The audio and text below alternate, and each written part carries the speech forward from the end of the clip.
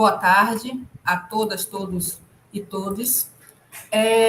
Antes de tudo, parabenizamos a UFBA por seus 75 anos de história, parabenizando o reitor por mais uma edição virtual do Congresso da UFBA. A primeira edição foi em 2020, ela foi a expressão do pioneirismo que sempre fez parte da UFBA, e em um momento ímpar da nossa história, cheio de incertezas, isolamentos, inseguranças, negação da ciência e da necropolítica que tomou conta do Estado brasileiro, a UFBA, de forma pioneira, promoveu esse espaço de debate coletivo. Me chamo Andréa Ribeiro, sou estudante do Programa de Pós-Graduação em Ciências Sociais da UFBA, integrante do grupo de pesquisa Processo de Hegemonia e Contra-Hegemonia, coordenado pelo professor Jorge Almeida. Estamos aqui em mais um webinário da China, na verdade, um segundo webinário da China atual. Este webinário está sendo apresentado de forma coletiva pelos grupos de pesquisa Processo de Hegemonia e Contra-Hegemonia, de Estudos em Economia, Política e Desenvolvimento, GEPOD, do Laboratório de Análise Política Mundial, LabMundo, junto com os programas de pós-graduação em Ciência Política, Relações Internacionais, em Economia e em Ciências Sociais.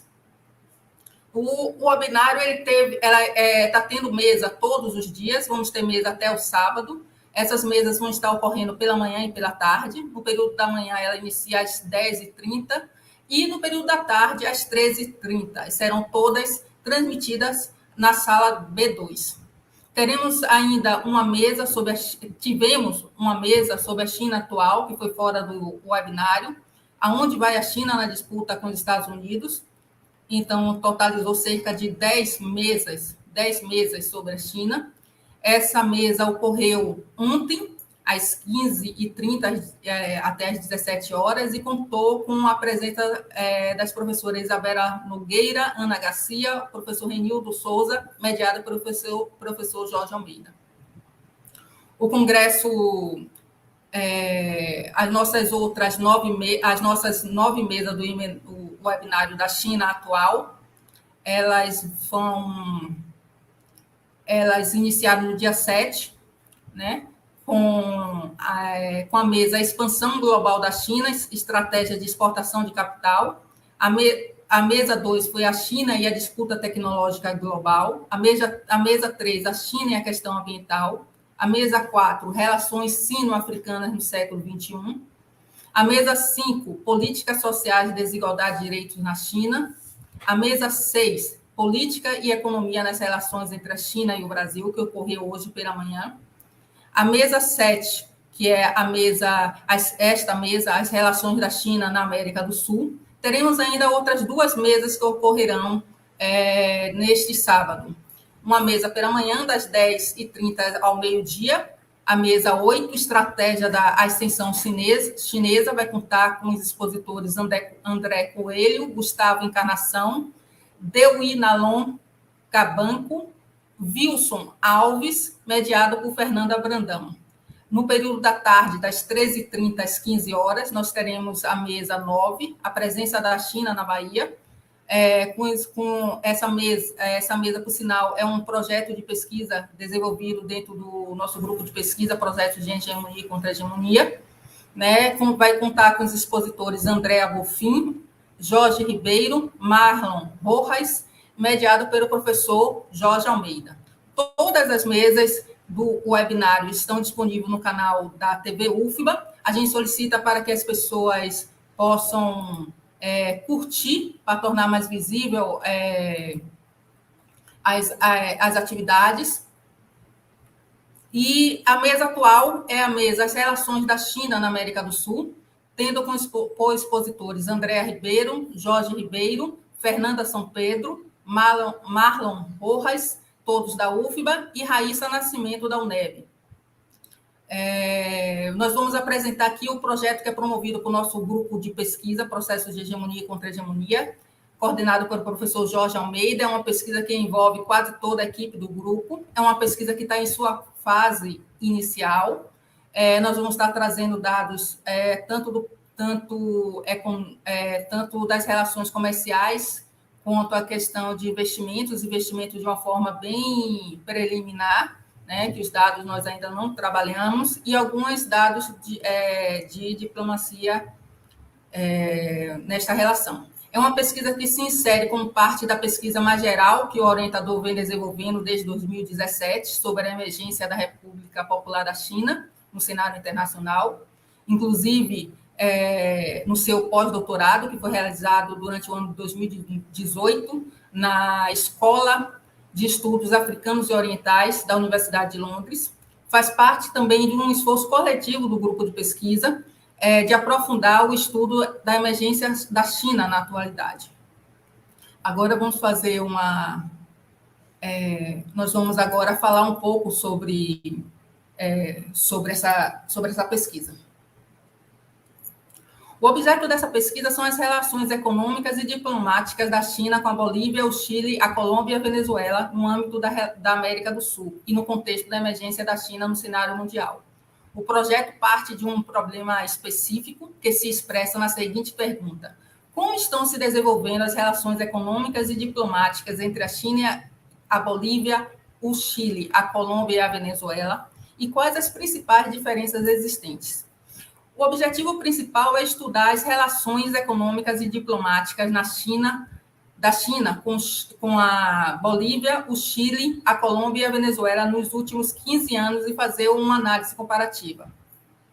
O quadro teórico referencial que vamos estar utilizando é a teoria do imperialismo de Lenin, com autores que estão fazendo a atualização dessa teoria. Nós vamos trazer aqui Boron e Chesner, e a teoria marxista da dependência, discutindo também com autores que estão fazendo a atualização da teoria marxista da dependência. No caso, nós vamos trazer aqui o professor Jaime Osório. Aí nós vamos passar agora algumas, de acordo com Lenin, como ele caracterizou o imperialismo. Ele vai dizer que o imperialismo ele é caracterizado pela substituição da livre concorrência capitalista pelo monopólio capitalista, pela intensificação da luta pelas fontes de matéria-prima mais importantes, gerando um processo de monopolização dessas fontes, as chamadas guerras interimperialistas, a tendência ao aumento das crises econômicas, mas não apenas, e da intensidade delas, em decorrência do agravamento das contradições e antagonismo próprios do sistema capitalista, o surgimento e ampliação do capital financeiro, a exportação de capitais é outra característica dessa fase do imperialismo. Na fase anterior, ocorria o predomínio da exportação de mercadorias, a partilha do mundo entre as associações capitalistas e as grandes potências, a intensificação das relações de dominância e violência para a garantia das regiões colonizadas, acentua, além de também, a divisão entre os operários e o oportunismo entre eles, gerando o enfraquecimento do movimento operário, onde as potências estatais elas se utilizam das colônias tanto para o enriquecimento das elites governamentais quanto para subornar os trabalhadores do seu país, através do aumento dos salários ou a diminuição dos preços dos produtos básicos vindos das colônias. Esse processo, segundo Lenin, leva a um aburguesamento do trabalhador, o que causa um enfraquecimento do movimento operário. Attila Boron e Chesner, eles analisam a sociedade capitalista contemporânea, especificamente na última década do século XX e a primeira do século XXI. Boron considera que o imperialismo ele mantém as características essenciais da teoria leninista, porém, após a Segunda Guerra Mundial, alguns elementos da conceituação de Lenin foram superados. Assim, as guerras interimperialistas elas saíram de cena, dando lugar a uma convergência interimperialista, com ataques dirigidos a países da periferia. Surge, assim, uma segunda fase globalizada do imperialismo, uma nova etapa superior. Outras novas características são os grandes monopólios transnacionais, agências econômicas como o FMI, Banco Mundial, OMC, o BIRD, desenvolvimento do capital financeiro especulativo muito maior que o mais valor gerado na produção, grandes mídias internacionalizadas, estados formalmente independentes, ou seja, o fim das colônias, e governos democráticos e submissos. Ocorre também o aumento das privatizações, das desregulamentações, o aumento da dependência dos países da periferia e maior centralização dos Estados Unidos, que se consolidaram como potência imperialista hegemônica pela força econômica, financeira, tecnológica, política, cultural e militar. Chesney também vê transformações no imperialismo que se tornou, segundo ele, uma totalidade sistêmica. Além das fases demarcadas por Boron, ele identifica uma terceira fase, que seria a atual, que começa na década de 70, quando passa a haver uma grande preponderância do capital financeiro, gerando um regime de acumulação com predomínio rentista, que coincide com o período neoliberal. Desse processo, a China ela se integrou plenamente à valorização planetária capitalista, com a particularidade de ser um núcleo de acumulação produtiva, e começou a manifestar características de um país imperialista. Nós vamos trabalhar com o Rui Mauro Malini, que é um dos fundadores da teoria marxista da dependência, um ex-exilado do Chile e do México, e ele parte do conceito de imperialismo para lançar um olhar sobre a periferia, desenvolvendo o seu conceito de dependência. Para ele, a América Latina se desenvolve, desde o período colonial, em uma estreita relação com a dinâmica internacional do capitalismo, contribuindo para a acumulação de capitais comerciais e bancários, que propiciaram o avanço da manufatura na Europa e a Revolução Industrial. Sendo assim, a dependência tem a colonização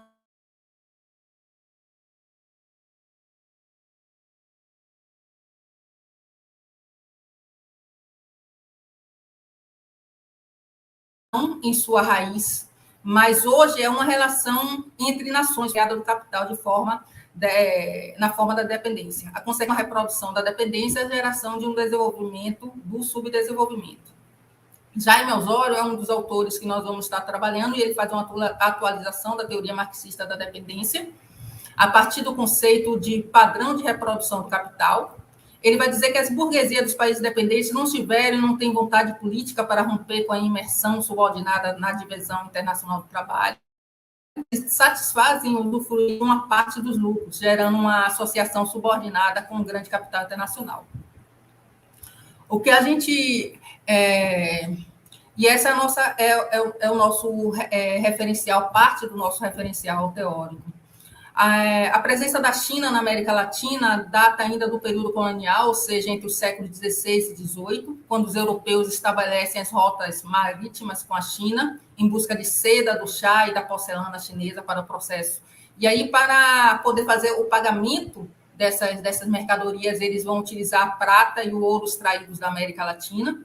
Assim, nesse período, não apenas os produtos, e aí a gente chama a atenção que não apenas os produtos luxuosos, né, mas também os produtos de baixo custo e baixa qualidade passam a circular na região. Né? Os produtos luxuosos passam a ser consumidos pela elite colonial, e os produtos de baixo custo e baixa qualidade, particularmente tecidos, são consumidos pela população local. O conjunto das reformas iniciadas por Deng Xiaoping na década de 70 impactou diretamente a República Popular da China, possibilitando um vertiginoso crescimento da sua economia no cenário mundial, assim como do seu crescente protagonismo político. Atualmente, a China é o segundo parceiro comercial da América Latina e o primeiro da América do Sul. Esse crescimento das trocas comerciais iniciadas em 2001 coincide com a entrada da China na OMC. O padrão das mercadorias comercializadas é o mesmo daquele existente com os países tradicionalmente centrais do capitalismo, ou seja, baseado principalmente na exportação de produtos industrializados e importação de bens primários. Desculpe, baseado principalmente na exportação de... Os países da periferia exportam produtos primários e importam produtos industrializados.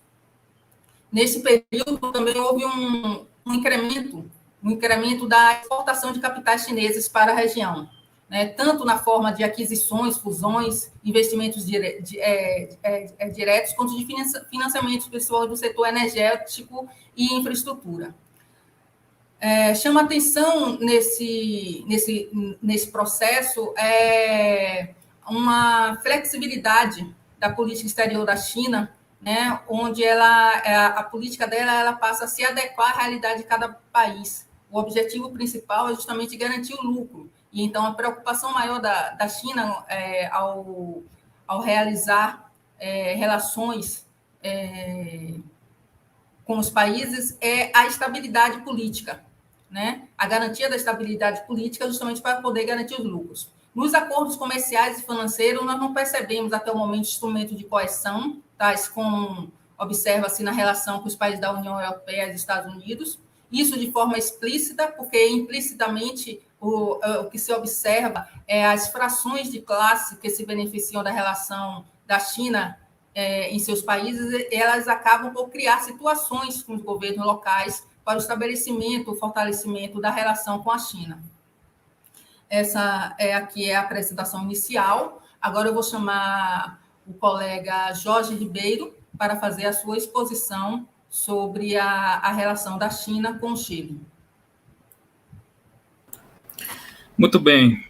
Boa tarde a todos. Aproveito para dar uma boa tarde a todos os colegas da mesa. Como salientou a Andréa na sua apresentação inicial, essa pesquisa ainda está em fase preliminar. Esse é um primeiro levantamento, portanto, panorâmico, justamente para tratar um pouco de como a China vem se apresentando na diplomacia e economia na América do Sul. E eu vou falar um pouquinho sobre essa relação com o Chile, dentro dessa emergência chinesa no continente sul-americano, que está em franca e aberta disputa contra os Estados Unidos e, em alguns termos, já até passando a influência norte-americana, que era já de muito tempo no continente sul-americano. Então, as relações entre os dois países começam ainda na década de 50, é uma relação que começa não por uma ação estatal, é uma relação que se dá em nível de intercâmbio cultural na década de 50, a partir da criação de um instituto em 1952, chamado Instituto Chino-Chileno de Cultura, e aí nesse instituto várias personalidades culturais do Chile faziam viagens para a China, na ocasião, ainda na era de Mao Zedong, e na época também da Revolução Cultural. Então, esse uma primeira aproximação entre os dois países, um intercâmbio cultural que se dá não por uma ação não estatal, formal, né, não por atores não estatais, mas justamente por essas personalidades culturais do Chile, por exemplo, o escritor Pablo Neruda, que viajou. Isso tudo antes, claro, das reformas liberalizantes da década de 70 e ainda na era de Mao. Esse processo de intercâmbio cultural, portanto, gerou um ambiente favorável, e já na década de 70, no mandato do presidente Salvador Allende, presidente da esquerda, da Unidade Popular, em 71, houve uma aproximação, aí sim, já formal e institucional mais forte, né, do Chile com a China, dado que o governo Allende solicitou à ONU reconhecimento da autonomia da República Popular da China, ainda na era Mao. Em 73, mesmo com a derrubada de Allende pelo golpe militar por Pinochet, as relações continuam se desenvolvendo no plano diplomático, havendo apenas algumas alterações nas embaixadas, mas essa política continua se desenvolvendo, dado que importa mais para a China a questão comercial. Então, nesse primeiro período da década de 50 e 70, as relações diplomáticas ganham mais força para criar um ambiente mais favorável ao desenvolvimento e às relações bilaterais envolvendo o comércio externo entre os dois países. Alguns outros fatos importantes de ordem diplomática, tá? Em 94, durante o governo do presidente Eduardo Frei Ruiz-Tagle, da Democracia Cristã, da direita, o Chile vai integrar a APEC, a Cooperação Econômica Ásia-Pacífico. Dos anos 2000, no mandato presidencial do Ricardo Lagos, que era um presidente de esquerda do Partido Socialista, houve um impulsionamento do ingresso da China no OMC, isso é muito importante, como foi mencionado na fala inicial de Andréa. Em 2005, atinge um ponto alto ainda no final do mandato do Ricardo Lagos, início do governo de Michelle Bachelet, também de esquerda, do Partido Socialista. Os dois países assinam um tratado de livre comércio. Então, esse ingresso do Chile na PEC em 94, o ingresso da China na OMC, apoiado pelo Chile nos anos 2000, e a assinatura do Tratado de Livre Comércio em 2005, fazem com que esses laços diplomáticos se fortaleçam significativamente, estabelecendo um ambiente muito favorável para relações econômicas no comércio exterior e nos investimentos chineses no Chile, né? Isso facilitou a entrada do capital chinês no Chile por meio do investimento direto estrangeiro. Então, em relação, por exemplo, já mencionando aqui alguns dados de ordem diplomática, em relação ao comércio exterior, por exemplo, cabe sinalizar crescimento das exportações chilenas para a China. Em 2019 chegou a mais de 21 bilhões, as importações aumentaram, em 2019 chegaram a 14 bilhões de dólares, a participação chinesa também aumentou muito, chegou a 32% em 2019, ultrapassou parceiros sul-americanos do Chile, como o Brasil e a Argentina, economias consolidadas da Europa e o próprio Estados Unidos, né? E o que se observa também é que esse perfil de exportação segue as condições da América Latina, como exportação de commodities. No caso do Chile, o cobre é o principal produto. Em 2019, somou 69% de tudo que o Chile exportou, dado que o cobre é uma propriedade estatal ainda, para a China.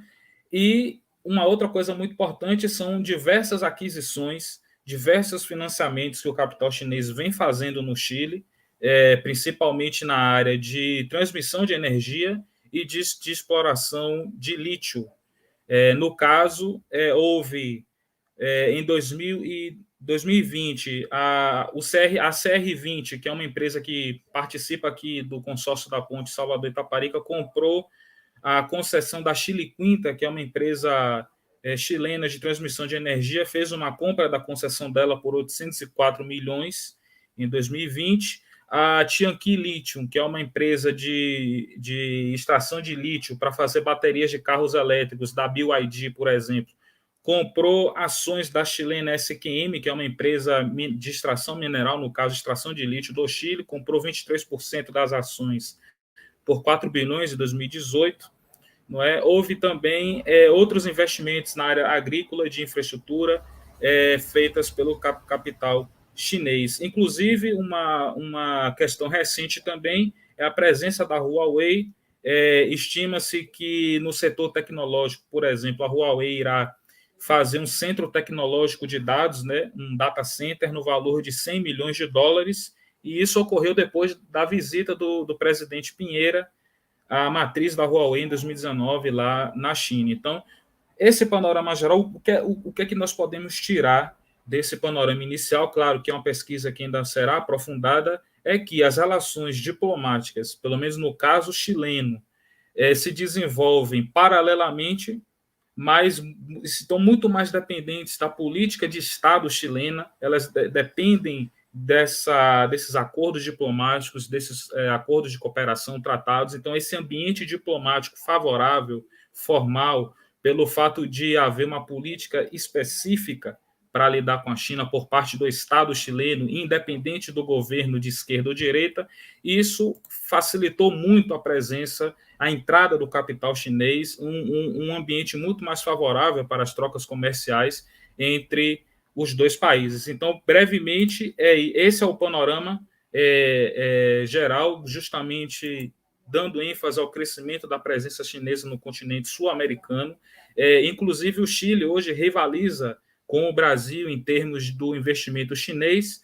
Em 2018, o valor foi superior ao investimento chinês no Brasil, mas ainda, como foi mencionado, ainda carece de um maior aprofundamento, claro, mas sem dúvida nenhuma, hoje, a China está sem dúvida com os dois pés e tudo mais no continente sul-americano, tendo relações muito privilegiadas com o Chile, com o Brasil, e consolidando sua influência, que ocorre de uma forma distinta da influência norte-americana. Então, para essa, eu devolvo agora a palavra para a mediação. Esse foi o meu panorama geral em relação ao Chile, né, essas relações diplomáticas e econômicas entre o Chile e a China ainda carece de maior aprofundamento, mas esse é um panorama geral dentro do que a gente vem desenvolvendo já no grupo de pesquisa, dentro das nossas investigações preliminares, né, uma presença muito forte do capital chinês, mas que se deve,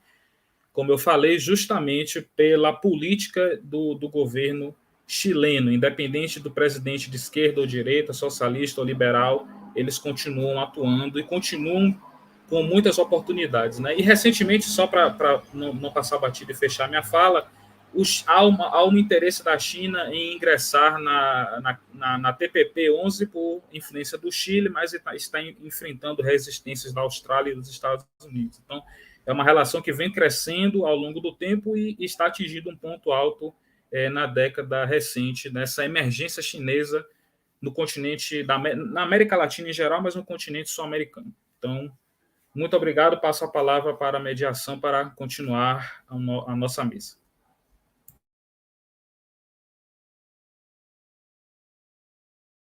Microfone, Andréa. Valeu, Jorge. Muito obrigada pela exposição muito boa aí sobre as relações da China com o Chile, né? Faz parte de uma pesquisa que ainda está em sua fase inicial, mas a gente já trazendo aqui agora algumas informações.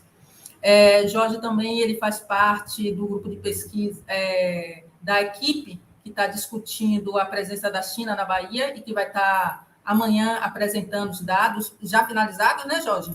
Finalizando, né?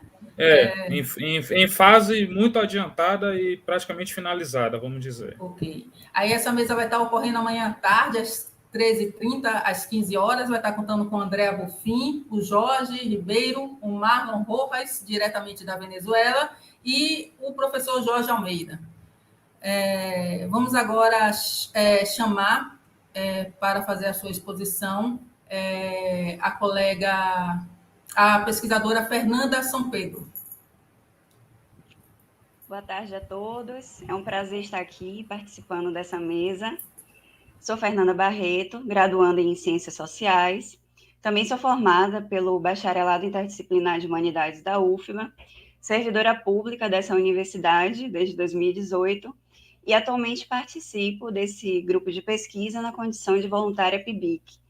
Já iniciando minha fala, vou só um momento expandir aqui o slide. Pronto. O meu plano de trabalho ele está centrado nas relações comerciais e diplomáticas entre a China e a Colômbia, enfatizando o período dos últimos 15 anos. Seguindo, logo de início, é necessário abordar algumas características gerais desses países e estabelecer uma breve comparação. A China, em relação à Colômbia, ela possui maiores índices econômicos, como, por exemplo, um maior PIB, teve um segundo maior PIB mundial em 2019, de acordo com dados do IBGE.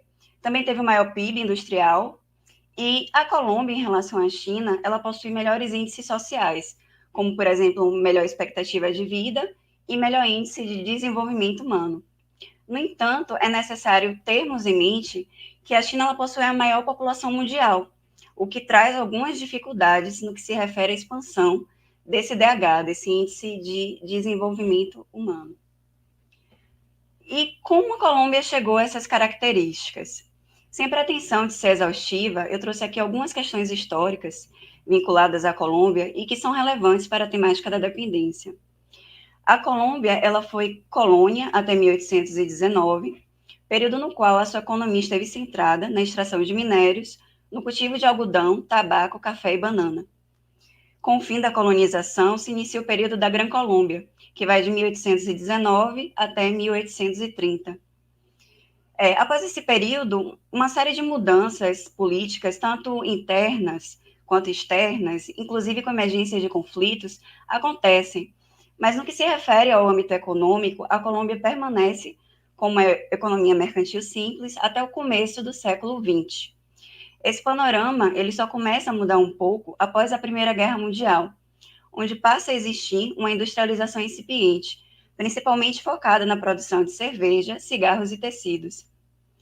Por que isso acontece? Porque quando a Colômbia se deparou com um cenário de crise econômica gerada pela guerra, ela passou a ter dificuldades de escoar os seus produtos para as potências estrangeiras e ela se volta novamente para a sua economia nacional e desenvolve a sua indústria.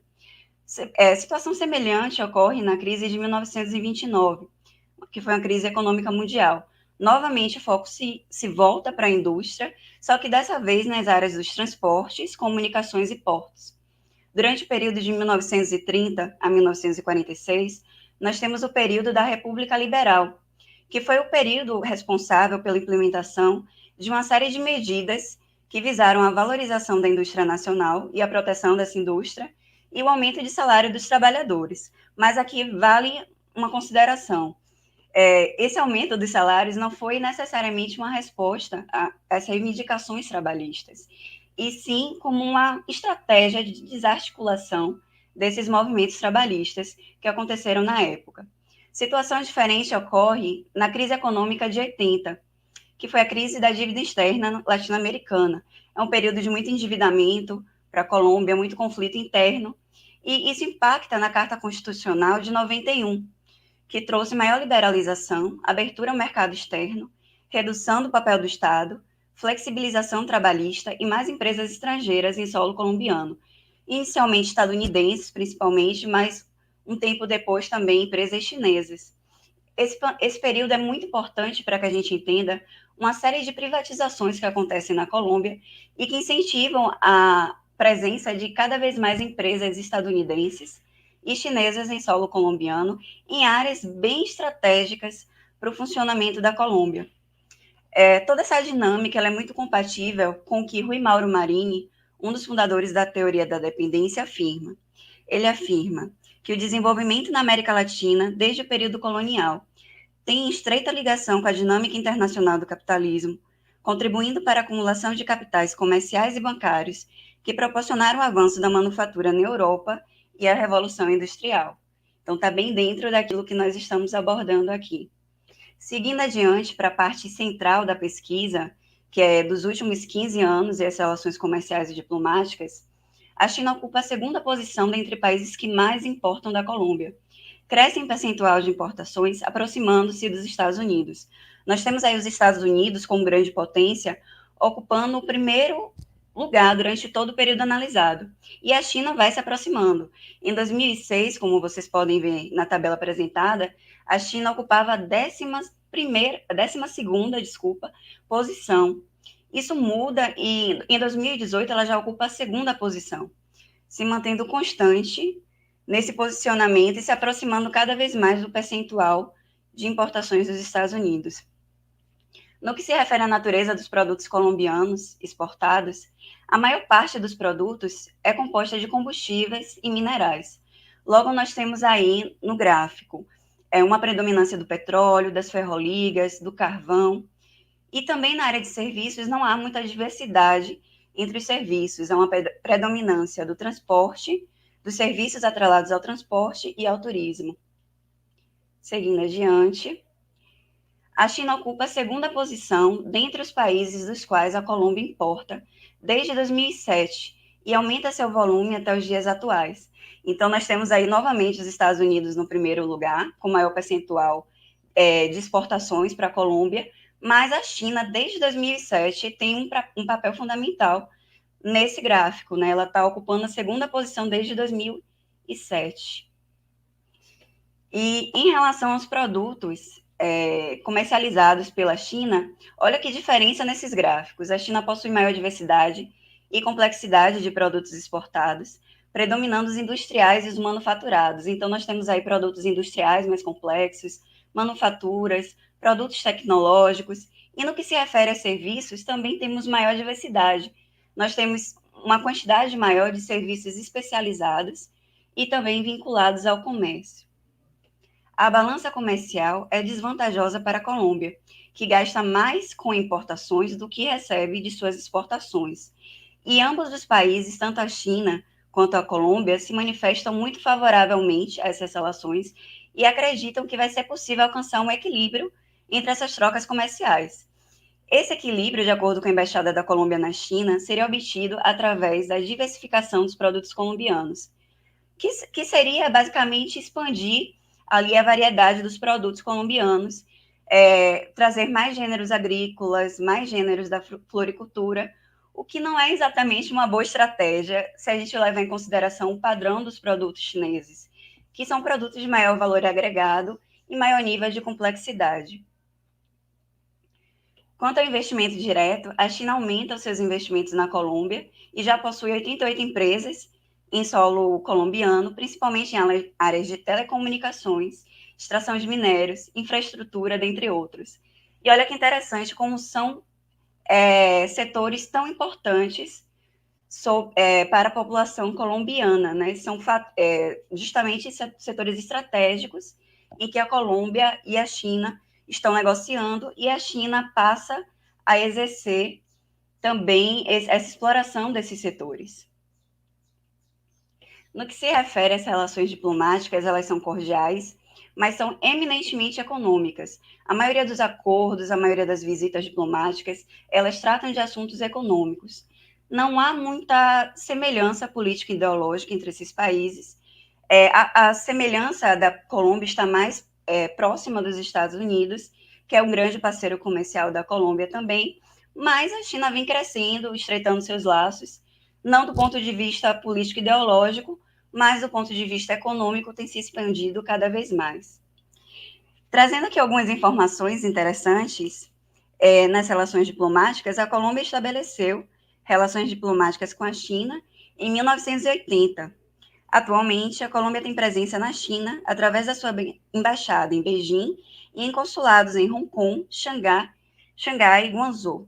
Houve visitas dos últimos 5 presidentes colombianos à China, como, por exemplo, o atual presidente Ivan Duque, que visitou Beijing em 2019, como mostra a foto exposta. Por fim, já finalizando minha fala, é importante pensarmos, né? A China é imperialista em suas relações com a Colômbia. A pesquisa ainda está em fase inicial, mas dos dados que pudemos obter até o momento, é possível constatar que nas relações comerciais há aspectos imperialistas, como, por exemplo, a terceirização dos danos ambientais, o desequilíbrio na balança comercial, investimentos estratégicos que geram dependência. Isso é compatível com o que vemos na citação de Lênin, que identificou como um dos aspectos principais do imperialismo a política de exportação de capitais dos grandes centros para outros e a repartição do mundo em áreas de influência, visando garantir os espaços para extração de recursos naturais da periferia para o centro e mercado para canalização de excedentes produzidos no centro. Por fim, gostaria de mencionar que nas relações diplomáticas não há um caráter interventor da China. A China ela não tem ameaçado, feito ameaças militares, nem tentado intervir nos assuntos políticos internos da Colômbia. Mas isso não é um requisito indispensável para se configurar uma situação imperialista. Basta que estejam presentes os aspectos econômicos que nós elencamos anteriormente, né? E que eu mencionei aqui também através da citação exposta. Agradeço a todos pela atenção e passo agora a fala para a nossa mediadora, Andréa Ribeiro.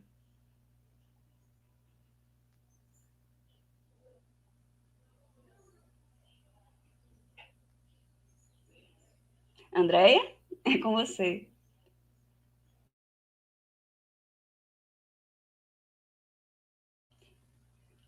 Houve algum problema no áudio? Colômbia. E vamos seguir aqui, só chamando a atenção para que amanhã teremos uma mesa no período da tarde, né, sobre... desculpe, teremos uma mesa pela manhã, estratégia da ascensão chinesa, né, com os expositores André Coelho, Gustavo Encarnação, Deunalon Cabanco, Wilson Alves e a mediação de Fernanda Brandão. À tarde teremos uma mesa que vai começar às 13h30, sobre a presença chinesa na Bahia, com os expositores Andréa Bonfim, Jorge Ribeiro, Marlon Rojas e mediada pelo professor Jorge Almeida. Nós já tivemos 6 mesas, com essa é a 7ª mesa que está ocorrendo, e nós solicitamos a todos que deem um like na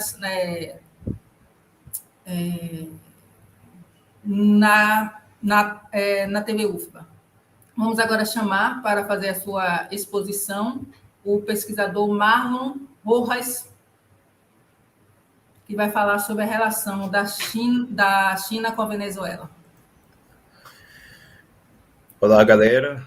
Olá a todos e todas. Eu sou Marlon Rodrigues, estudante de Ciências Sociais do sexto semestre da UFBA, e hoje eu vou apresentar para vocês um pouco as relações entre a China e a Venezuela.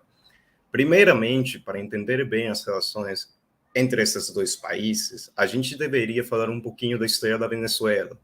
Então, de forma bem simples, a Venezuela ela teve presença de seres humanos no ano de 20.000 a.C., sendo esses seres humanos provindos tanto da Ásia como depois da América do Norte e também da América do Sul. A Venezuela sempre foi uma passagem de fronteiras entre esses dois mundos.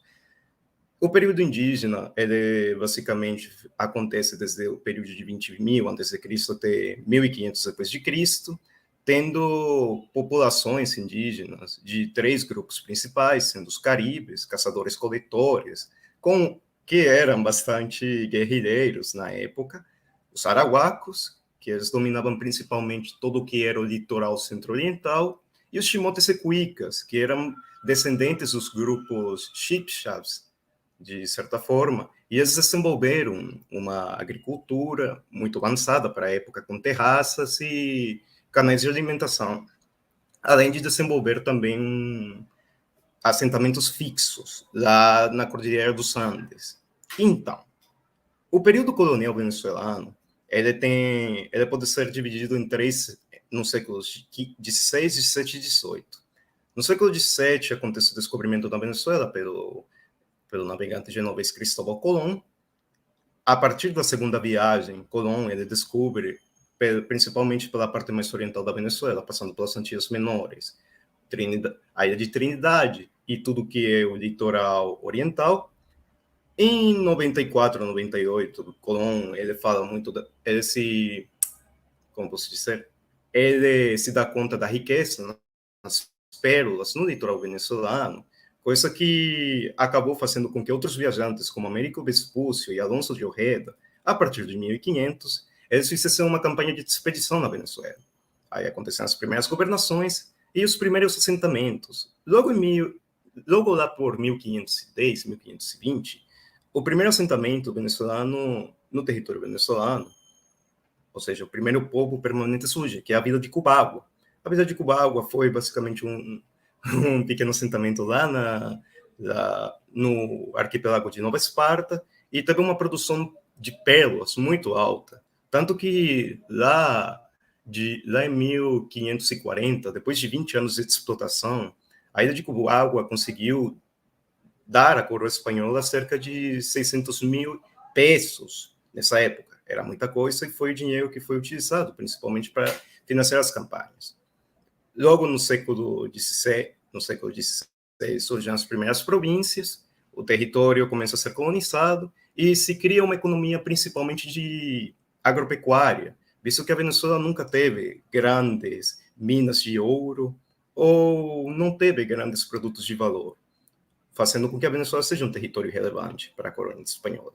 No século XVII, temos a relevância fica mais presente no momento em que, começa a pirataria no Caribe. A Venezuela deixou de ser protegida, porque os espanhóis começaram a proteger o que seria o México, e o Peru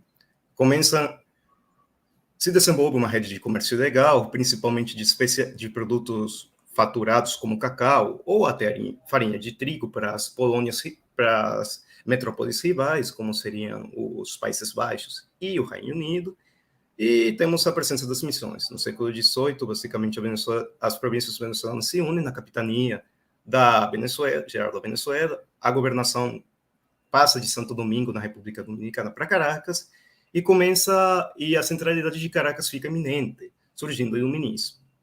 Então, no século XIX, o iluminismo venezuelano chegou a um nível em que a elite crioula, que seriam os mestiços entre os brancos, indígenas, ou até os habitantes descendentes de colonos, que tinham como principal fonte de renda as plantações de cacau e café, eles já tiveram contato com eles já tiveram contato com uma educação iluminista, pois a Faculdade de Caracas foi fundada lá pelo século XVIII.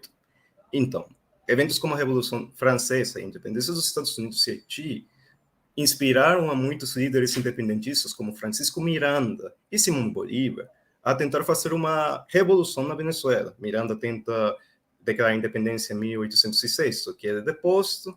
A Venezuela entra num período revolucionário no 6 de abril de 1810, com a aliança entre Francisco Miranda e Simão Bolívar, e nesse processo começa um longo processo de independência numa das colônias menos relevantes do Império Espanhol. Então, a Venezuela tenta criar 3 repúblicas. Simão Bolívar teve ajuda, em um certo momento da sua vida, teve ajuda de mercenários do Reino Unido. A Venezuela se independiza lá por 1818 e começa a formar parte da Gran Colômbia em 1819.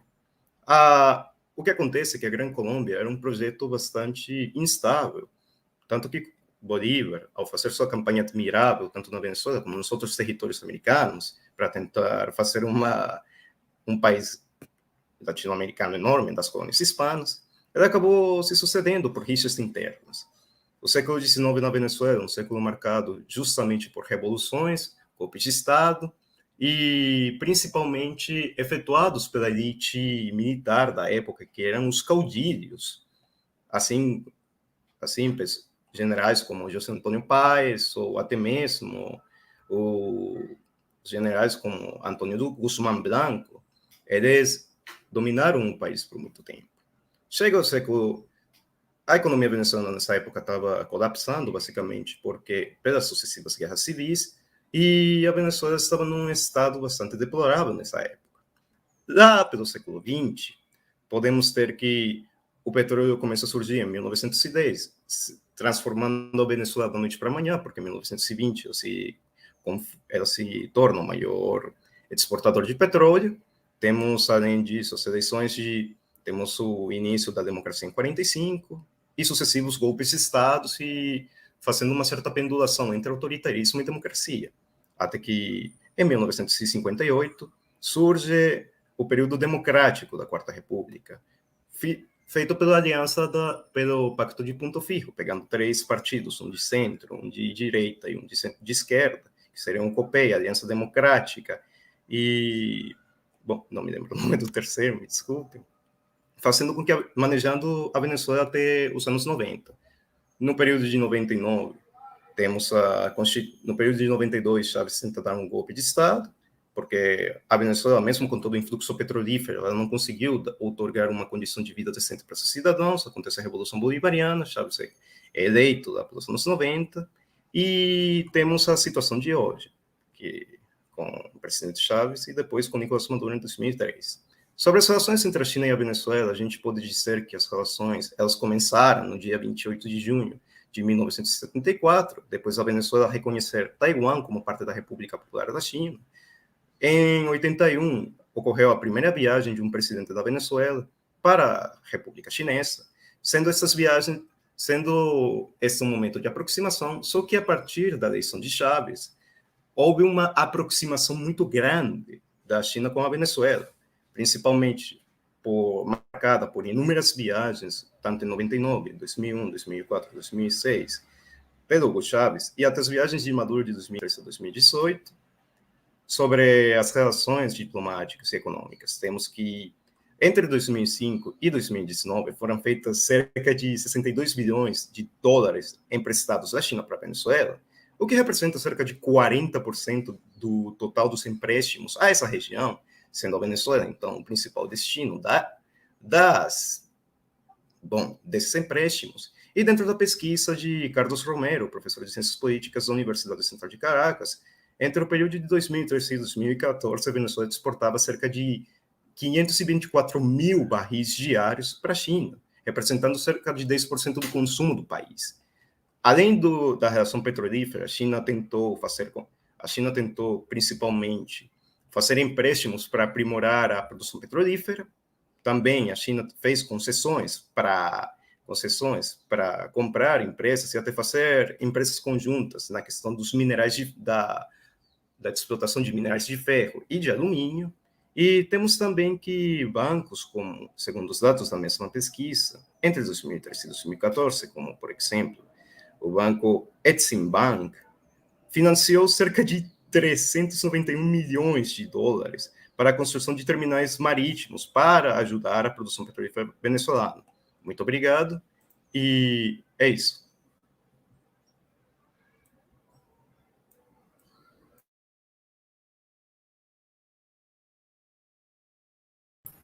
Valeu, Marlon, muito obrigada. Valeu pela exposição, exposição sobre as relações da China com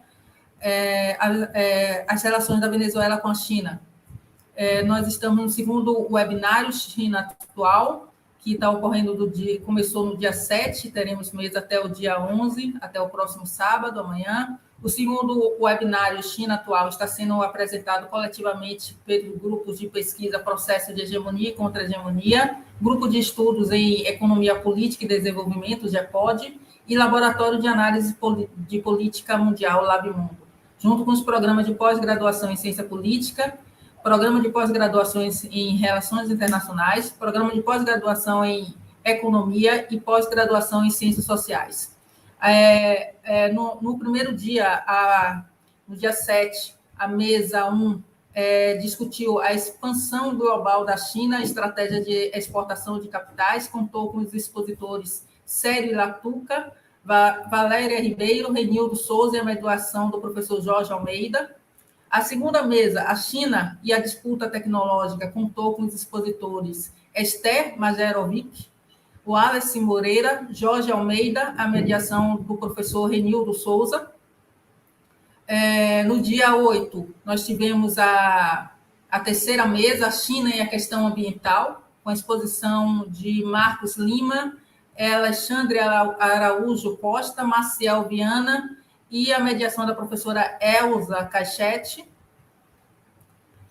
Tivemos no dia 9 a quarta mesa, Relações Sino-Africanas no século XXI, expositores a professora Elza Caixete, Francisco da Conceição, Eduardo Modline, Francisco da Conceição, que ele é da Universidade Eduardo Mondlane, em Moçambique, Renan Holanda, Paulo Maneschelli, Filho, e a mediação da professora Elza Caixete. No dia 9, nós tivemos a mesa Políticas Sociais, Desigualdade de Direitos na China, com os expositores Penildo Silva Filho, Jonas Vasconcelos, Andréa Andrade, e a mediação que ocorreu ontem das 13h30 às 15 horas. Hoje, a mesa, no período da manhã, nós tivemos a mesa 6, Política e Economia nas Relações entre China e o Brasil, os expositores Fabiano Brito, César Miranda, Fernanda Brandão, com a mediação de Andréa Andrade. E agora nós estamos tendo a mesa Relações da China na América do Sul, né, com a exposição de André Ribeiro, Jorge Ribeiro, Fernanda São Pedro, Marlon Rojas, Raíssa Nascimento. E aí, agora eu já passo a palavra. Amanhã ainda teremos outras duas mesas, né? No próximo intervalo eu já falo delas. E passo a palavra agora para a Raíssa Nascimento, que está lá no Mato Grosso do Sul, né? Para poder fazer a sua exposição sobre as relações da Bolívia com a China. Boa tarde, gente. Eu vou falar um pouquinho da Bolívia, né? Como a Andrea falou, eu estou no Mato Grosso do Sul, aí para vocês é 2h24 já, aqui para mim ainda é 1h24, mas deu tudo certo com o horário, não me atrapalhei, não. Meu nome é Raíssa Nascimento, eu sou estudante de Direito da UNEB, faço parte, né, da pesquisa sobre as relações comerciais e diplomáticas da China com a Bolívia, do grupo de pesquisa orientado por Jorge Almeida, e aí eu vou começando fazendo um breve histórico sobre a Bolívia, né, que antes da colonização europeia, a região boliviana fazia parte do Império Inca, que era o maior império da era pré-colombiana. o Império Espanhol invadiu e conquistou essa região no século XVI, e nesse período a prata era uma importante fonte de receita de economia do Império Espanhol. O país se declarou independente em 6 de agosto de 1825, após uma intensa guerra pela sua independência, que começou em 1809, e em 1826 foi otorgada a primeira Constituição do país. Também foi o ano em que Simão Bolívar ele foi eleito presidente da República da Bolívia, primeiro presidente da República da Bolívia. E desde então o país tem passado por vários períodos de instabilidade política, de ditaduras e de problemas econômicos também. Nesse período também houveram vários conflitos de fronteiras, né? Ele perdeu seus territórios para diversos países vizinhos devido a vendas ou a guerras, inclusive para o Brasil, né? O território do Acre. E em 1852, né, houve uma revolução no país, houve um golpe de Estado, na verdade, que culminou em uma revolução em que o governo lançou um amplo programa de reformas econômicas e decretou a nacionalização de minas e o monopólio de exportação de estanho, que é um outro mineral também bastante comercializado na Bolívia. Essa revolução perdurou até que em 1964 tomou o poder do país uma junta militar, e nesse momento iniciou um período de vários governos ditatoriais. O governo militar realizou também um monte de políticas de reformas econômicas bastante conservadoras, como a reabertura das indústrias de minas de estanho ao investimento do capital estrangeiro. E no início da década de 80, o país foi levado a uma crise devido à queda do preço de estanho e devido à má administração que teve os regimes militares, né? Eles haviam deixado a Bolívia com uma imensa dívida, com uma situação hiperinflacionária e com um declínio de receitas de exportações. E aí, finalmente, em 1982, o governo civil democrático foi restabelecido após longos anos de períodos que houveram vários golpes de Estado. E foi a partir desse restabelecimento dessa democracia, que foi em 1985, que começou as relações diplomáticas da Bolívia com a China, até que finalmente em dezembro de 2005 os bolivianos elegeram o presidente Evo Morales, né, após sua promessa de mudanças na classe política tradicional e melhora da vida dos indígenas. Ele foi eleito com 53,7% dos votos e foi sendo reeleito em 2009 e em 2014. E um dos fatos que chama a atenção para a eleição dele é que, desde a conquista espanhola no século XVI, a região da América do Sul, mesmo com a maioria da sua população nativa, ela tinha sido principalmente governada por descendentes de europeus. E Morales, que é um Aymara, que é população nativa da Bolívia mesmo, afirmou que, quando ele foi eleito, os 500 anos de colonialismo finalmente tinham terminado. Até que, em outubro de 2019, né, após a divulgação dos primeiros resultados das eleições, que ia dar vitória para ele, né, que foi reeleito no primeiro turno. Nesse momento, diversas manifestações eclodiram. Ele se viu forçado por políticos na época a renunciar e foi se exilar no México. E a partir de todo esse histórico, a gente vê as características gerais da Bolívia, né? A sua economia em 2019, que foi realizado o último censo. O total do PIB era de 40.895 dólares. Os indicadores sociais, IDH, tá em 2019 também, que foi o último censo, 0,718. E a população, em 2020, 11.673.029 habitantes. E que são indicadores altos, né? Até como o IDH, para um país que passou por tantas instabilidades, tantos momentos ruins da sua história. Claro que, comparando com a China, né, esses índices são baixos de população, de PIB, mas ainda assim, para um país da América do Sul que passou por tanto período, tanta instabilidade, por tantos problemas, tantas revoluções, são índices considerados bons. E como estão os relatos comerciais da Bolívia e da China, né? A gente vai pegar um período de 2006 a 2019, que foi o período em que a Bolívia tinha relações que a Bolívia tinha como presidente Evo Morales, e de 2019 a 2021, que foi da sua renúncia até atualmente, né? De 2006 até 2015, as exportações para a China oscilavam entre 30 e 40 mil dólares. Já a partir de 2016, as exportações aumentaram para 40 e 50 mil dólares e mantiveram essa média. A partir de 2019 também. Apesar que em abril de 2020 teve uma baixa nas exportações que ficou abaixo dos 10 mil dólares. E as principais exportações, no geral, assim, da Bolívia para a China, são de madeira, minério e matérias-primas no geral, né? E também de estanho, que é um mineral bastante, como eu falei, comercializado na Bolívia. Com relação às importações, a gente também pega esse período de 2006 a 2019, no governo de Evo Morales, e da sua renúncia até os dias de hoje, né?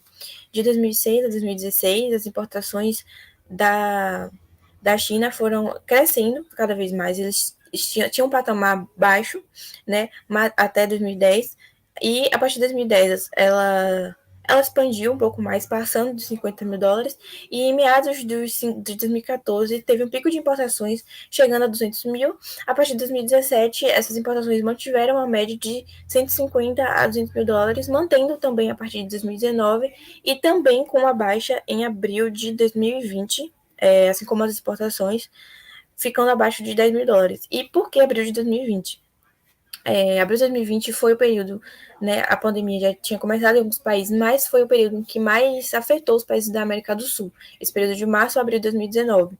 Então, todos os países sentiram impactos, e na Bolívia isso aconteceu em abril de 2020, né, houve uma baixa nas relações comerciais, tanto na exportação com a China, tanto nas exportações quanto com as importações, mas isso não afetou de forma irreversível, né, a relação desses países. Eles, mesmo após essa baixa queda em abril de 2020, eles, no mês seguinte, foram aumentando novamente até chegar à sua média de novo. E as principais importações da China são hardwares, máquinas, bens industriais leves, têxteis e produtos já mais elaborados, já mais complexos do que os que a Bolívia exporta para a China. Sobre as relações diplomáticas da Bolívia e da China, né?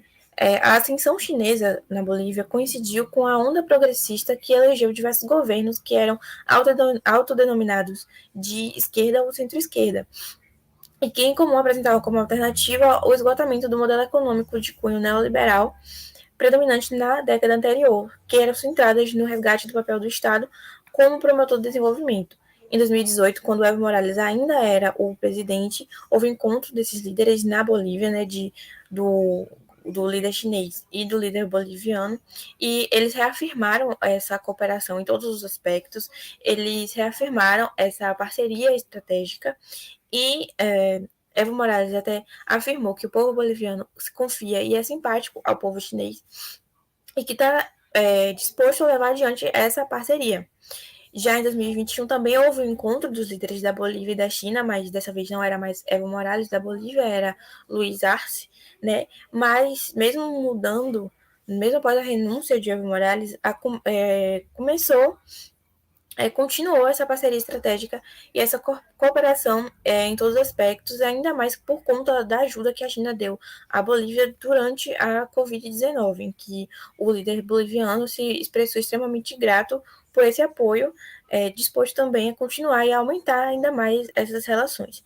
Então, a presença da China na Bolívia, ela se concentra em programas de financiamento dos estados, de exportação de capital, fortalecimento das suas empresas, e o principal símbolo do estreitamento desses países, dessas relações políticas, foi o lançamento em 2013 do satélite Tupac Katari, que teve o nome em homenagem ao líder da rebelião indígena em 1718, e foi construído pela Academia Chinesa de Tecnologia Espacial para prestar serviços de telecomunicações de celular, TV e internet.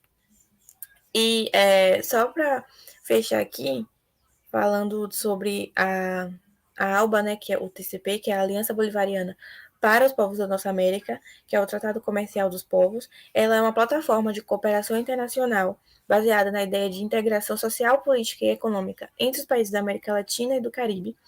e essa aliança é fortemente baseada na cooperação latino-americana, que visa a redução das desigualdades sociais e é contrária aos acordos do comércio livre, como a Área de Livre Comércio das Américas, que era a ALCA, que foi uma proposta de mercado comum para as Américas, que foi defendida pelos Estados Unidos na década de 90. A OBA representa uma alternativa em relação a isso e uma tentativa de integração econômica regional que não se baseia na liberalização comercial, mas uma visão de bem-estar social e de mútuo auxílio econômico. Em 29 de abril de 2006, a Bolívia, com Evo Morales, né, recém-chegada na presidência, a Bolívia se somou a esse grupo a partir do Tratado de Comércio dos Povos. Foi o termo que foi acrescentado ao nome oficial do bloco, que resultou na sigla ALBA-TCP. E em 2019, né, após o golpe que tirou Evo Morales, renunciou Evo Morales, a ministra interina das Relações Exteriores da Bolívia confirmou, junto à ministra interina das Comunicações, que a Bolívia havia rompido com a ALBA e acabou saindo desse grupo. Agora eu vou voltar, né, a palavra para a Andrea, e essa foi a minha apresentação. Muito obrigada. Ok, obrigada, Raíssa. Muito boa a sua exposição sobre as relações da Bolívia com a China. Nós lembramos que nós estamos no segundo webinário da China atual, na mesa 7, as relações da China na América do Sul. Amanhã teremos outras 2 mesas. Pela manhã, a mesa 8, Estratégia da Ascensão Chinesa, com os expositores André Coelho, Gustavo Encarnação, Deunalon Cambanco, Wilson Alves, mediado por Fernanda Brandão. No período da tarde, das 13h30 às 15 horas, nós teremos a mesa 9, nossa última mesa, para fechar aí com chave de ouro, a presença da China na Bahia, com a exposição de Andréa Bonfim, Jorge Ribeiro, Marlon Rojas, mediado pelo professor Jorge Almeida. Agora eu vou fazer a exposição aqui da pesquisa que eu tenho desenvolvido dentro do grupo de pesquisa e que está também em sintonia com esse esforço pesquisa de analisar do grupo de pesquisa processo de hegemonia e contra-hegemonia, que é pesquisar as relações da China com os países da América do Sul. Eu sou mestranda do programa de pós-graduação em Ciências Sociais, sou orientada pelo professor Jorge Almeida, faço parte do grupo de pesquisa processo de hegemonia e essa pesquisa é financiada. Vamos apresentar aqui as relações comerciais da Argentina, Brasil, Paraguai e Uruguai com a China e as relações com o Mercosul. As relações comerciais da Argentina com a China, elas surgem a partir do ano de 2007, e é uma relação deficitária. A balança comercial ela é negativa, né? A gente também observa que os principais capítulos de exportação da Argentina para a China são produtos com pouco agregado, são produtos primários. Em contrapartida, os principais produtos importados da China para a Argentina são produtos que têm um processo de industrialização, né? Produtos manufaturados com alto poder de complexidade,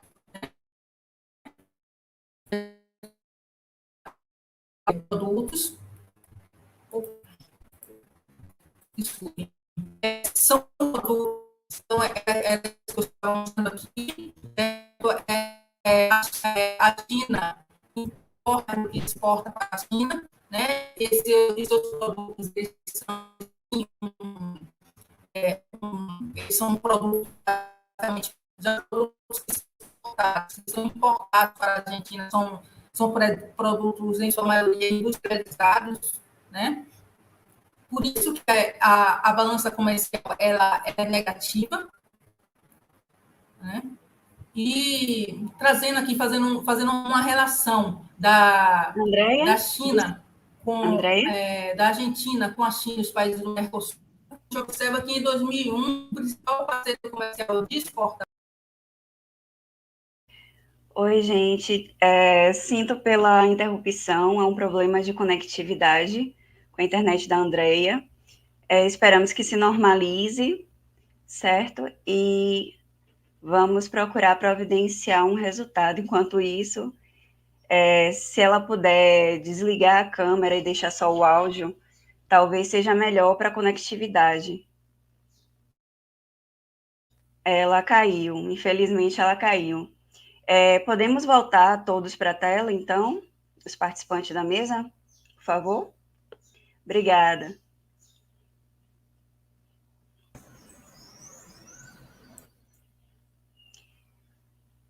Pelo visto, ela realmente caiu. Estava travando muito a transmissão dela. Vocês têm algum comentário a acrescentar sobre a fala de vocês, enquanto ela não chega, algo que não foi abordado durante a exposição e que vocês queiram ter a oportunidade de complementar? Ela voltou. Ela voltou. Deu uma caída, foi? Foi, uma senhora caída, André. Gente, e eu estava onde? Você estava, acho que estava ainda no início, se eu não me engano, porque ele já estava travando desde o início. Certo. Eu peço desculpa, mas essa situação da internet em nosso país mesmo, que infelizmente a gente paga por um produto caro, um serviço caro, mas que vive da dor de cabeça da gente. É bom seria interessante você deixar apenas seu áudio para ver, tá? Tirar a câmera. Tá, ok, vou fazer isso.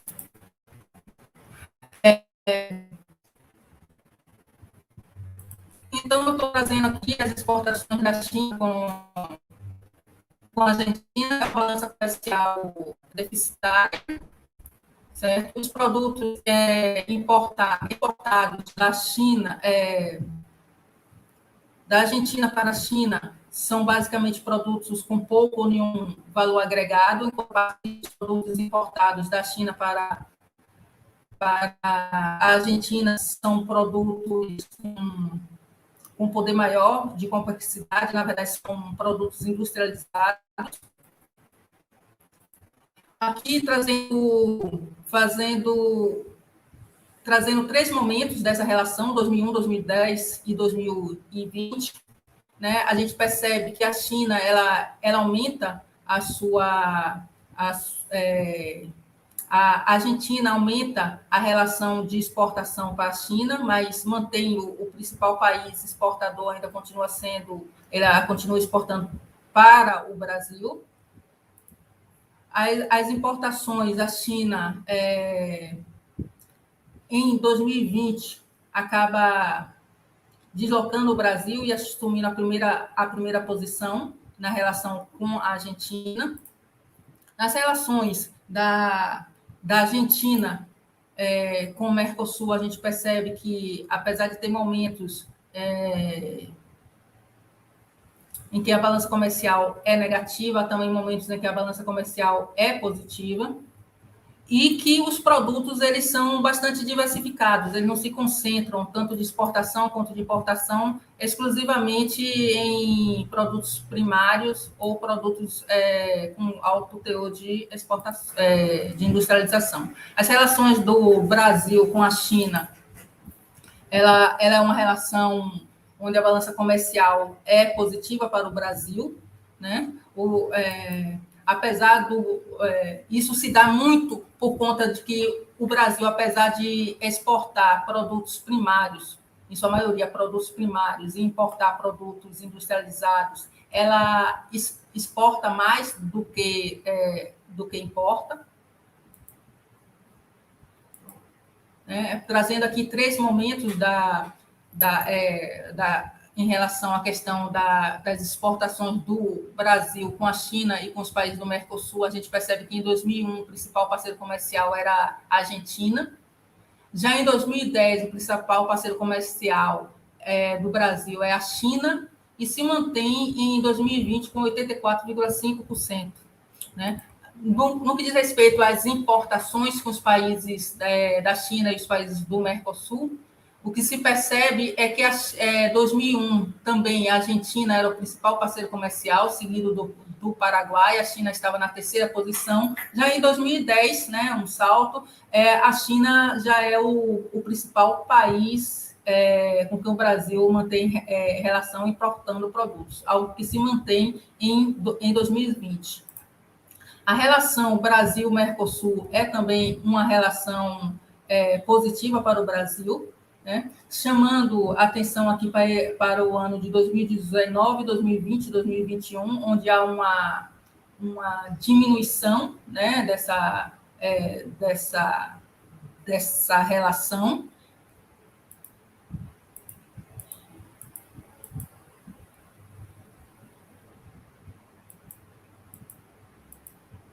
Uma diminuição dessa relação, né? Os produtos exportados, eles são bastante diversificados,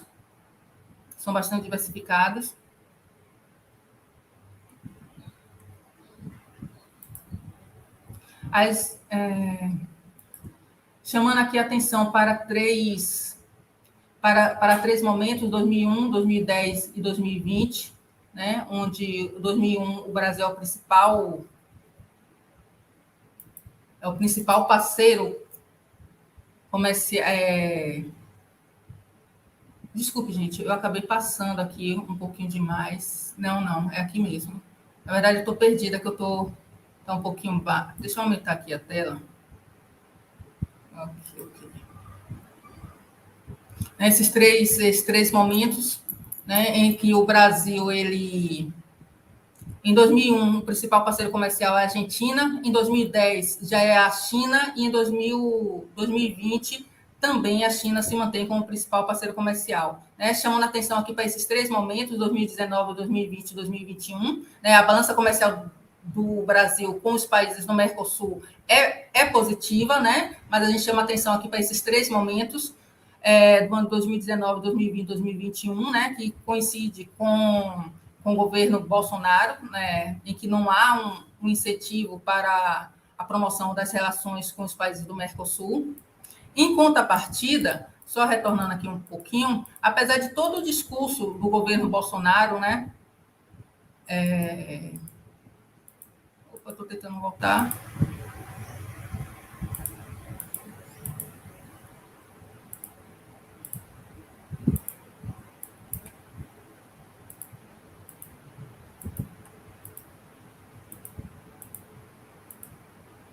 Apesar de todo o discurso do governo Bolsonaro contra a China, a gente percebe que há um crescimento dessa relação, né? As relações comerciais do Paraguai com a China, elas são as relações deficitárias, né? Basicamente, o Paraguai importa da China, e são produtos industrializados. A exportação que o Paraguai faz para a China, ela se concentra em produtos primários e é bem pouca. Né? E aí, está detalhando melhor aqui, eu vou dar uma corrida por causa da questão do tempo. 2001, fazendo a relação do Paraguai com a China e os países do Mercosul. Em 2001, o Brasil é o principal, tanto em 2001, 2010, 2020, o Brasil ele se manteve como principal parceiro comercial do Paraguai. Né? O Paraguai ele tem poucos acordos comerciais com a China. E, entretanto, em 2000, no que diz respeito às importações, né, 2001 o Brasil e a Argentina são os principais parceiros comerciais, mas em 2010 já se percebe a China, algo que se mantém também em 2020. As relações do Paraguai com o Mercosul já é uma relação mais positiva para o Paraguai. E aí o Paraguai exporta mais do que importa, por isso a sua balança comercial é positiva, né? Mas se mantém aqui, as exportações são de produtos basicamente primários, e as importações são por produtos que já passaram por alguma transformação. As relações do Uruguai as relações comerciais do Uruguai com a China, né, é uma relação razoavelmente equilibrada.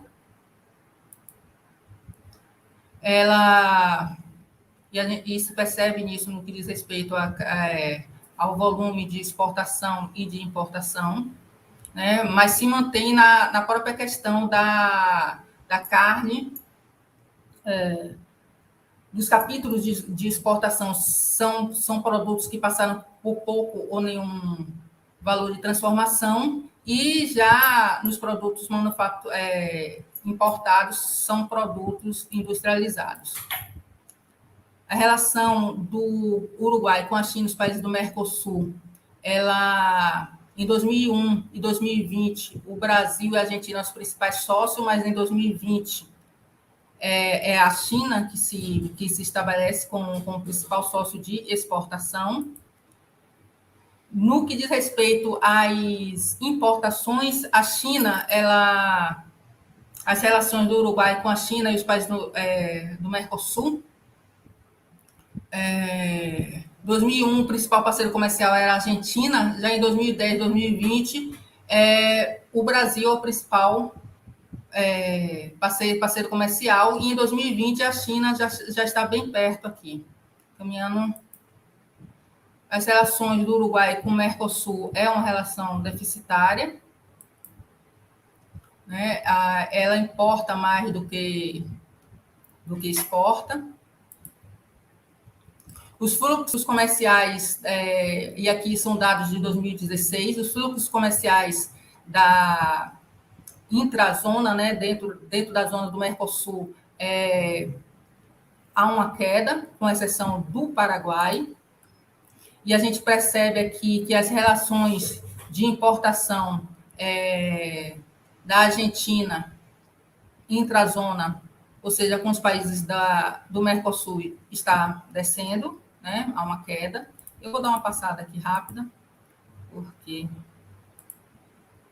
os investimentos chineses em projetos de 2001 a 2017 contam 67 na Argentina, no Brasil 134, no Paraguai 3, no Uruguai 49, no Chile 32, na Bolívia 103, na Colômbia 46 e na Venezuela 84. Deste modo, na relação estabelecida entre a República Popular da China e a América do Sul não é o principal parceiro comercial da China, tá? Isso aumenta a questão da dependência. Há uma perda paulatina por parte das nações sul-americanas do controle de suas fontes de recursos naturais, uma diminuição do comércio entre os países do bloco, e há um impacto crescente nas relações. Agora, a gente chama atenção aqui para que a linha de desenvolvimento adotada pelos países da América do Sul, exemplo do Brasil e Argentina, desde a década de 80, se deu pela abertura ao capital estrangeiro, o incentivo ao capital financeiro e travamento do capital produtivo, ou seja, ela se dá essa reprimarização, né, essa desindustrialização, ela já é um processo anterior à China, mas que com a China há um processo de intensificação. Eu peço desculpa que eu estou terminando aqui.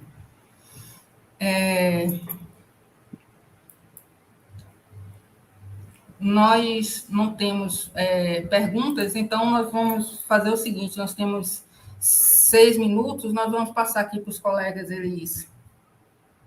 eles fazerem As observações finais deles ficam em média de 2 minutos para cada. Podemos começar com você, Jorge?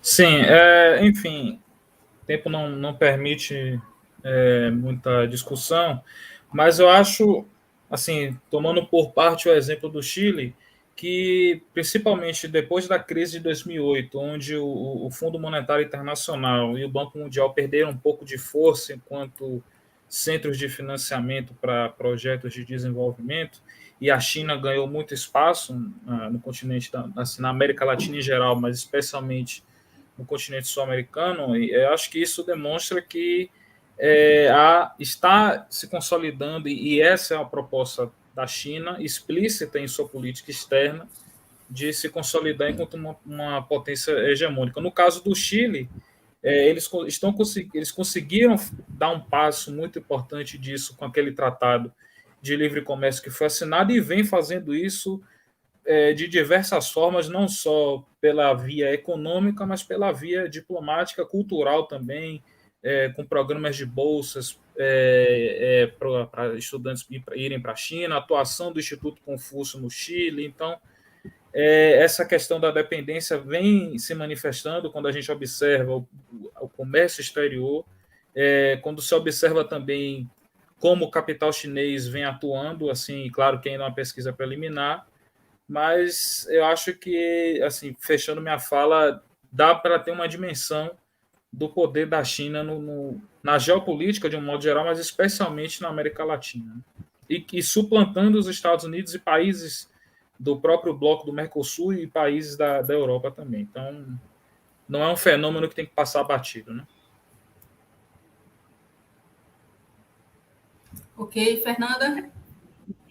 De minha parte, eu quero agradecer pela oportunidade de participar dessa mesa, do grupo de pesquisa também. Acredito que é muito relevante abordar temas como esse na atualidade, da importância da China, e muitos dados sendo colhidos e interpretados muito diretamente, né? Há poucas pesquisas em relação a alguns países, a relação de alguns países com a China. Então, é muito importante isso que está sendo desenvolvido. Claro que estamos na fase inicial, mas acredito que é bem importante e também a gente se desenvolver junto com a pesquisa, e acho que isso está sendo feito. Agradeço a todos, agradeço aos meus colegas da mesa, agradeço às pessoas que estão assistindo, e passo a fala para Marlon, né, para que ele possa fazer também essas considerações. Bom, galera, dentro do tempo, só gostaria de adicionar uma pequena coisa, que a China, durante muito tempo, tem invertido principalmente muito na construção de novos portos com empresas, tanto chinesas como venezuelanas, principalmente utilizando ações da PDVSA e dos seus próprios bancos para desenvolver novos polos petroquímicos, porque a China, o grande objetivo da China naquela pesquisa de André que eu mostrei, foi tentar aumentar a produção venezuelana para ter pelo menos 600 mil barris de petróleo diários durante 2014, e assim abaratear um pouco os custos do petróleo a nível mundial, né?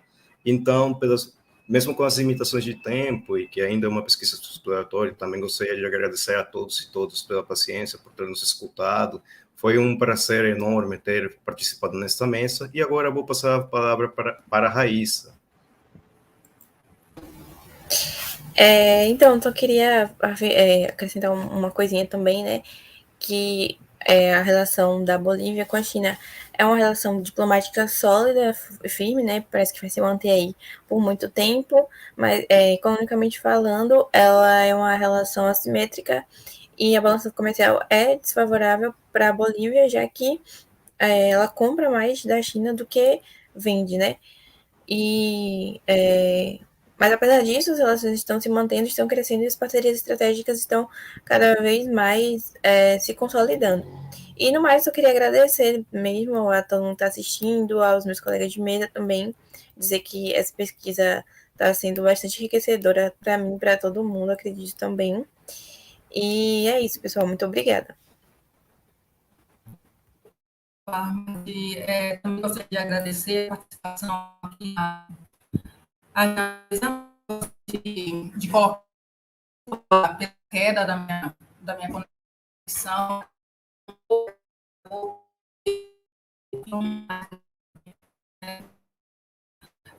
Gostaria de dizer que existe um padrão de tem países padrão na relação dos países centrais, né? Com a América do Sul, não se percebe aqui um beneficiamento, né, local. E, enfim, eu gostaria de agradecer, chamar a atenção que amanhã nós temos 2 mesas, uma pela manhã e uma pela tarde. Parabenizar, inclusive, o professor Jorge Almeida e o professor Renildo pelo esforço coletivo aí para poder estar abrindo esse espaço para a gente apresentar o nosso trabalho. Obrigada a todos, obrigada à equipe de monitores, à equipe técnica. Tchau.